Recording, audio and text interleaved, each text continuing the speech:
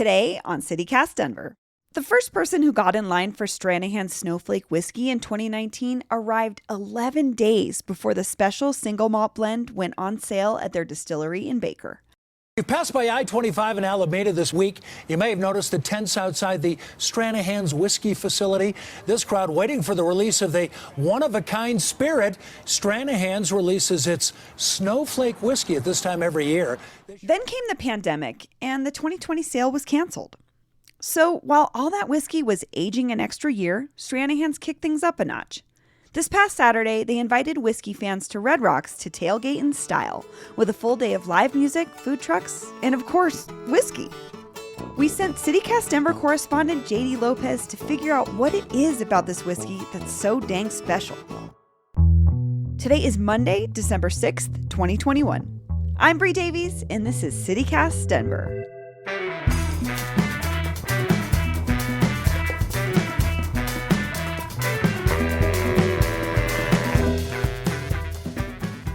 Hello everybody, JD Lopez here, coming at you in the field for CityCast Denver. I am here at Red Rocks for Stranahan's Snowflake Batch release event. Just trucking my way up to the line. Let's see if I can get some people to talk to me about what makes this whiskey and this event so special. I got here about 6:20 this morning. Wow. Yeah, and there was already 384 people ahead of me. I knew I wasn't going to be first, but I didn't quite expect this level of turnout today. We got here like real early. Before 7. Well, no, we got here at 7 like assholes. No, that's what it said on the website. Yeah, So the website said, don't come because we'll shoot you away. And then we get here, there's a 2-mile line. So we lucked out that we are in the 700s because we were seeing people getting 1200s. So they're like, not even closely guaranteed to get it. So welcome to Snowflake 2021. It's exciting to have you here. 1,132 people have been here before you that are buying bottles, meaning we're not guaranteeing bottle sales. You're more than welcome to grab a number in line and see what's going on. We've got 2,000 bottles of 2020 to be selling, 2,000 bottles of 2021 to be selling, up to 4 bottles per person, up to the first 1,000 people. So we can't guarantee bottle sales now, so if you want to come through, you're more than welcome to. Not trying to scare you, not trying to throw you off, just trying to be as honest as we can because nothing's guaranteed right now at these numbers, okay? So just a heads up, that's kind of what it looks like moving forward for today.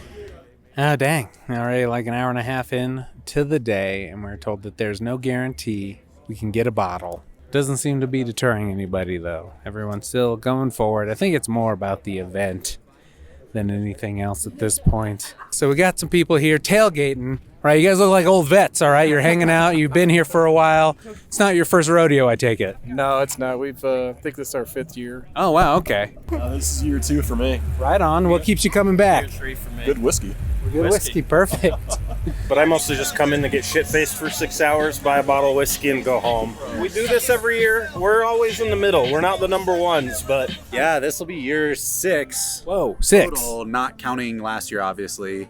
So this is 5 and 6 combined. Ryan and I here, we've camped out for the last few at the distillery, and it's a different experience from the camping I've been here. Yeah, it has, and it's been cool to watch it evolve over the last few years. Like the first year we did it, it was pretty casual. I don't even know if there was live music.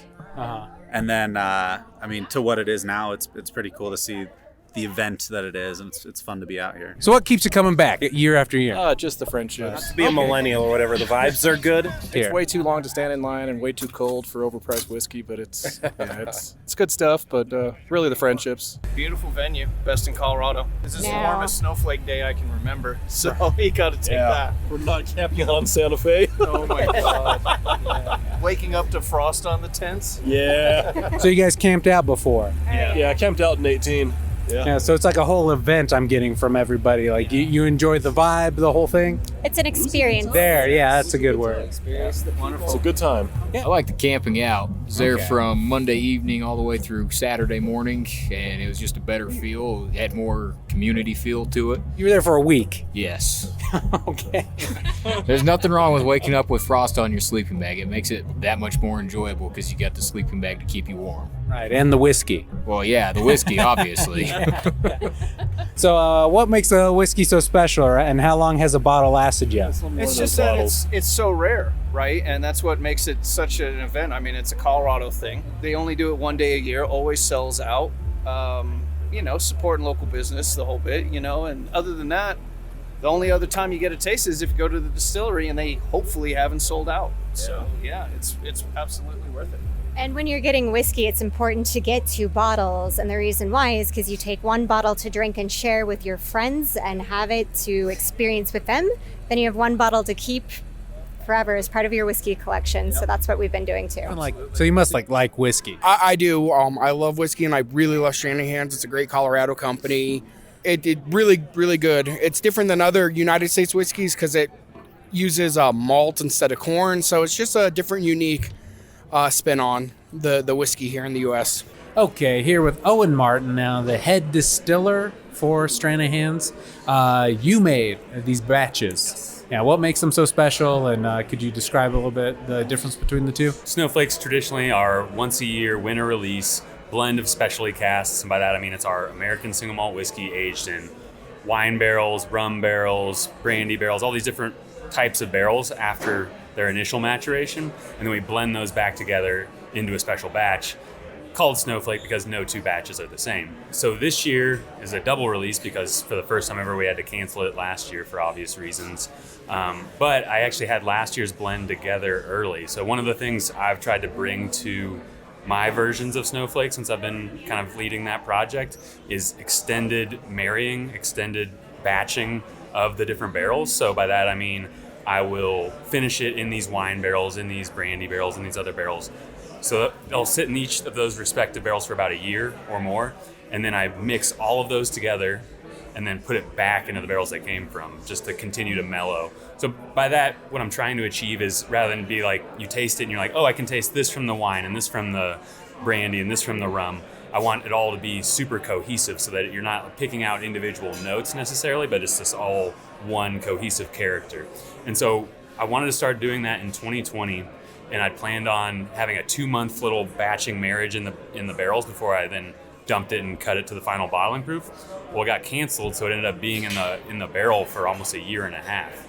And so it kind of completely changed character in that time period, completely integrated flavors like I'd hoped for. So this year's batch, I kind of took the same ethos, a couple month extra marriage. What makes this event so special? I think people come from different states. Yeah, I mean, kind of mentioned it earlier, but we've really sort of garnered this cult status with this release, which is crazy. Like, as I mentioned, it used to be a single barrel release. People would just kind of come by the distillery in the early days and see it on the shelf and pick it up. And then slowly, people started camping out, or like day of started showing up. And even since I've been here, I started in 2016. I think the first guy showed up 2 days early in 2016. And then, like I said, in 2019, the guy showed up the day before Thanksgiving for a first weekend of December release. So we're already at like 2 weeks. So had we been able to have it at the distillery, and obviously things didn't quite, they had to change a little bit this year. Yeah. But, it's kind of gotten to the point where I'm like, I don't know how early people are going to start showing up. So... So I've been talking to a lot of people, and it seems like, with the Colorado natives, they want to keep this to themselves. Yes. I mean, how much do you feel that, or can you speak to that at all? Yeah, I mean, it's give and take, right? Like, we want to grow this to some extent, and we don't want it to be exclusive of people, but at the same time, we want to make sure it's special and that the people who care that much about it are being rewarded. Right. So I can tell you that I think it'll always be a single day release. It'll always be physically in Colorado, and that you have to show up to earn it, wait to get your bottle. I don't want it to be something where somebody can just order a bottle from California or Texas or whatever. Like, we want to stay true to our fans, stay true to Colorado, and make sure that the super fans are being rewarded for coming and getting it. Perfect. Thank you so much. Really appreciate it. All right, wrapping it up for a long day here at Red Rocks. Didn't get a bottle of whiskey myself, but the people that came prepared, tailgating, all bundled up, ready for the day. seem to be enjoying themselves. So I guess it's up to you, dear listener, whether you think it's worth coming here early, camping out, waiting all day. You gotta want it. You gotta earn it. Signing off for CityCast Denver, this is JD Lopez. Hey, Denver, I've got one more thing for you today. One of the things the pandemic has taken away is random chance. So much of what I do every day happens inside my home, so I'm not out in the city connecting with people as much. I really miss crossing paths with folks who sell our local street paper, the Denver Voice, so I'm excited to share another story from one of those people. It's Voice on the Street, our partnership with the Denver Voice. I'm Brian Augustine. I'm not the person I used to be. I'm a much happier person now. The main thing to know about Brian is that he used to be a real introvert. Well, I used to have a life. I'd run 2.5 miles to work, 2.5 miles home at the end of the day. I'd work my 8 to 10 hours, and I'd go home, read a book, or work on my house, and that was my life. That's all I did 7 days a week. But then circumstances changed, and he had a lot less time to read. I had to get a second job because my brother bailed out on the house. He couldn't live with us for some reason anymore, and I was making all the payments. So he was working 2 warehouse jobs, lots of hard physical labor. And then came the day his life changed forever. Well, I blew out my back at home. I was raking up the winter leaves in the springtime, the ones that fall after the snow. And it was like a balloon going off in my back, how that flutter sound? I could feel that in my back. Pretty much I was completely crippled off the bat.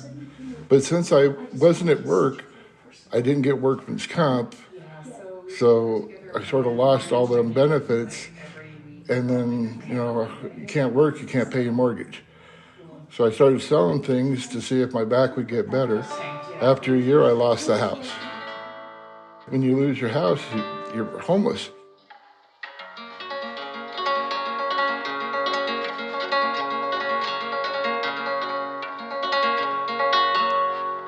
When I came out on the streets, I couldn't be that solitary person anymore. So you start to get to open up to people. As I got to know other people, I became an extrovert. And that's where I am now. I'm not no exhibitionist. I'm glad to meet anybody and everybody, and I look forward to going to work every day. And all I do is try to make people smile. This time of year, Brian typically sells copies of the Denver Voice on the 16th Street Mall at Curtis Street or at 18th and California by the light rail station. My best moments in a day is when I see somebody walking down the street towards me. I know them. They've got their headphones on, their heads down. You can see the weight of the world is on their shoulders. When they look up, they see me, they pull out the earbuds and they smile and wave, and they're just happy to see me. And that makes a whole week a great week. And when it happens 2 or 3 times a day, it's amazing. I dance on clouds sometimes going home. I wish I could work more hours, but my back won't let me. So now, instead of reading quietly at home, Brian chases that feeling of being with people and making them smile. And now I have regulars. I've been to their house for dinner, met their children, their grandparents. I mean, I feel part of the community. And when I first became homeless, I felt like I wasn't part of the community. You feel like there's a wall between the homeless and the community.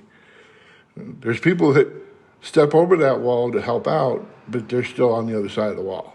So if you find yourself downtown this holiday season and you see an older man selling papers with a big smile on his face and a comically over-the-top Santa hat, maybe pull out those earbuds and send a smile back Brian's way.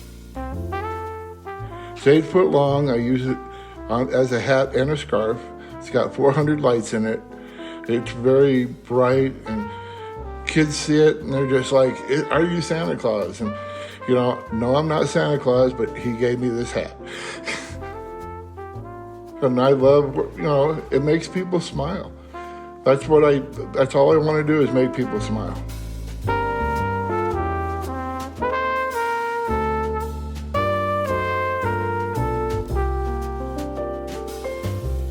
Oh, and one more thing you should know. This month, the Denver Voice is publishing its 6th annual wrapping paper issue. So when you pick up a copy of the paper, there'll be a special insert inside with art inspired by original designs from voice vendors that you can use as wrapping paper.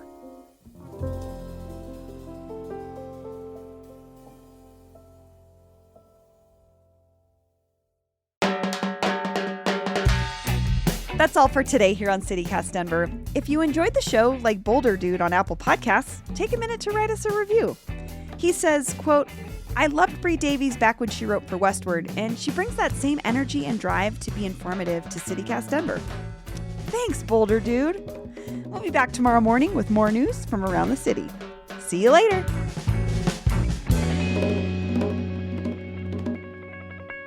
Didn't want to pick something out where I was talking about myself. But if it sounds good to you, it is very nice. I was like, oh my gosh.